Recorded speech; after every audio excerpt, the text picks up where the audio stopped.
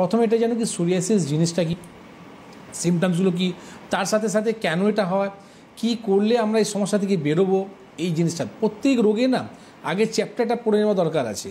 কি এই রোগটার উপরে যখন আপনি চ্যাপ্টারটা স্টাডি করে নেবেন তাহলে কী হবে, আপনার ট্রিটমেন্ট করতেও সুবিধা হবে।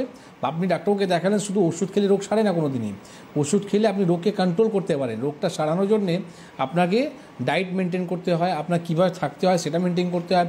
যদি আপনি অ্যালকোহলিক আছেন, এবার আপনি যদি অ্যাক্সেস যদি অ্যালকোহল নিচ্ছেন বা আপনি যদি স্মোকিং করছেন, অ্যাক্সেস যদি স্মোকিং করছেন, তাহলে কিন্তু আপনার সোরিয়াসিসটা কোনো দিনই সত্যি ভালো হবে না।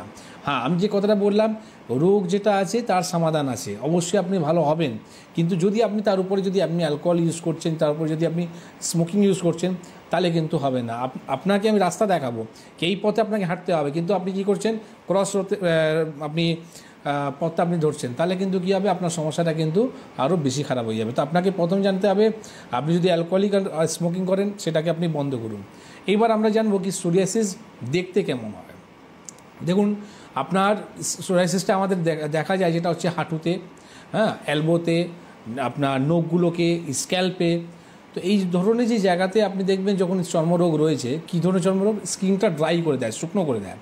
যেরকম মাছের ছালগুলো উঠতে থাকে ঠিক ওই রকমই আমাদের স্কিনে কিন্তু ছাল উঠতে চালু হয়ে যায়, ইচিং করে, আবার ইচিং করতে করতে অনেক সময় ব্লিডিং হতে চালু হয়ে যায়। আবার অনেক সময় দেখবেন গোটা শরীর কিন্তু ভরে গেল, মানে দেখতে একটা ঘৃণা মতন মানুষের এসে যায়।